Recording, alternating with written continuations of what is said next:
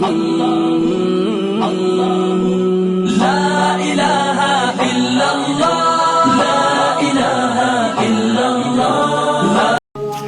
ایک نوجوان تھا، وہ استاد کے پاس پڑھنے گیا اور تھا وہ بادشاہ زادہ۔ تو استاد نے جب یہ حدیث سنائی نا کہ من سمت نجا، جو خاموش ہو گیا وہ نجات پا گیا، تو شہزادہ خاموش ہو گیا۔ اب بادشاہ کو فکر لاحق ہوگی کہ بیٹا بولتا نہیں، کیا مسئلہ ہوا؟ حکماء کو بلایا، کسی نے کہا اس کو جو ہے وہ یہ دیا جائے، کسی کو کہا یہ دیا جائے، کسی نے کہا یہ دیا جائے، ایک حکیم نے کہا اس کو سیر کو بھیجا جائے۔ تو خادم روزانہ سیر کے لیے لے کر کے اس کو جایا کرتا تھا۔ ایک دن اس نے دیکھا کہ ایک درخت ہے جس کی گھنی شاخوں میں جانور بیٹھے ہیں، ایک شکاری تیر کمان لے کر کے گزر رہا تھا۔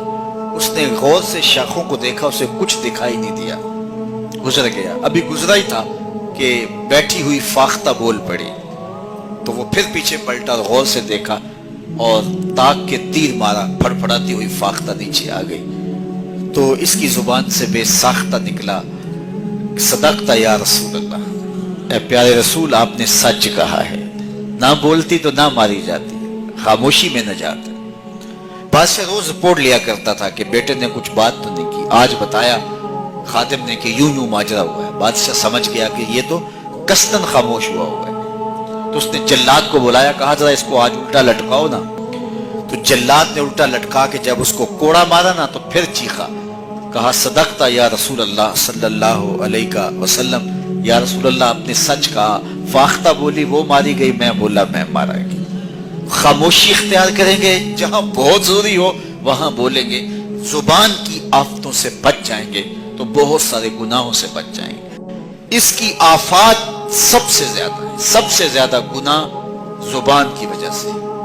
تو فرمایا جو خاموش ہو گیا وہ نجات پا گیا، چونکہ یہ بولتی ہے تو جھوٹ بولتی ہے، یہ بولتی ہے تو شکوے کا لہجہ اختیار کرتی ہے، بہتان لگاتی ہے، غیبت کرتی ہے، چغلی کرتی ہے، دو افراد کو تقسیم کرنے کا ذریعہ بنتی ہے، لوگوں کے دل دکھاتی ہے، اذیت پہنچاتی ہے، گالی سب و شتم یہ اس کا مزاج بن جاتا ہے۔